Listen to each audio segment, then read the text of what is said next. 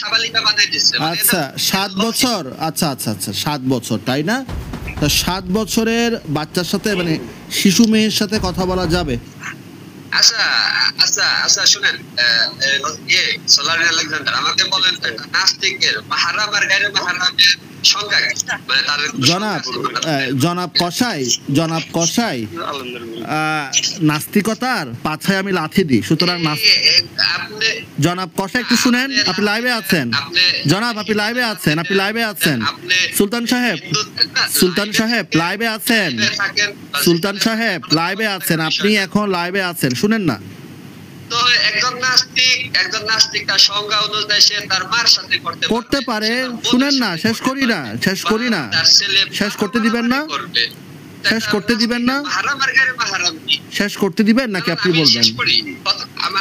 আমার কথাটা আগে শুনেন সুলতান সাহেব, আপনি নিজে যে কাফের মেয়েগুলোর সাথে লাগালাগি করে নিজে তো স্বীকার করছেন, চুপ থাকেন এখন, থামেন না। আমি কথা বলতেছি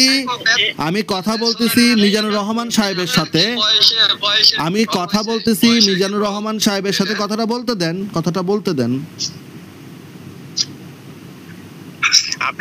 আপনি কোন থেকে বুঝতে পারতেছেন না কত বছর বয়স, আর আপনি আবার ফোন কেটে দিলেন কেন? ও চলে গেছে, আমি আছি না। কথাটা হচ্ছে 6-7 বছরের মেয়ের সাথে কথা বলা কি আপনি কথা বলতে আপনার লজিকটা কতটা নিচু মনের লজিক, আপনার বিবেকটা কত নিচু মনের বিবেক, আপনার যে ছাত্রের সঙ্গে আপনি কিরকম তুলনা করতেছেন? আপনি কি ইসলাম কি আমাকে শুধু একটা কি দলিল দিবেন? আপনি কি আমার কথাটা শুনবেন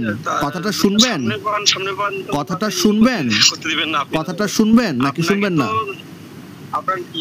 কথাটা শুনবেন কথাটা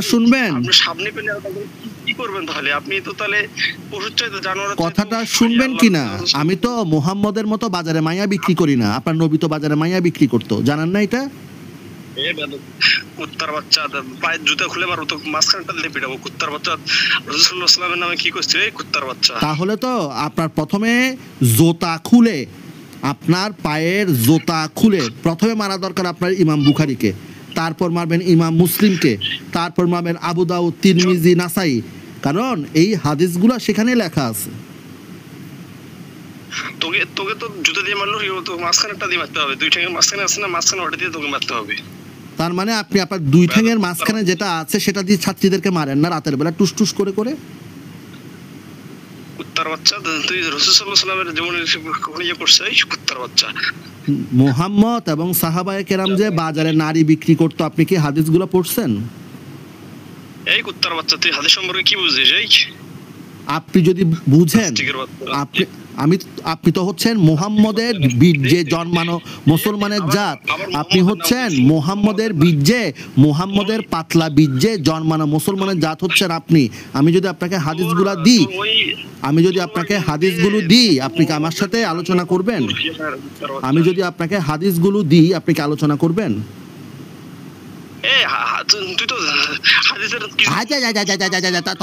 তোতলাচ্ছেন কেন আপনি? তোতলাচ্ছেন কেন? আমি আপনাকে সহিহ বুখারী, সহিহ মুসলিম থেকে হাদিসগুলো দিই, আপনি দেখেন। হয়তো তোতলাচ্ছে সে, আবার তোতলাই। কুত্তার বাচ্চা পড়েন মুহাম্মদের হাদিস অনুযায়ী যে ব্যক্তি অন্যের পিতামাতাকে গালি দেয় সে নিজের পিতামাতাকে গালি দেয়, সহিহ মুসলিমের হাদিস। আপনি যে কুত্তার বাচ্চা বলতেছেন, আপনি আসলে নিজের মায়ের উপরে, নিজের বাপের উপরে গালিটা নিয়ে আসছেন।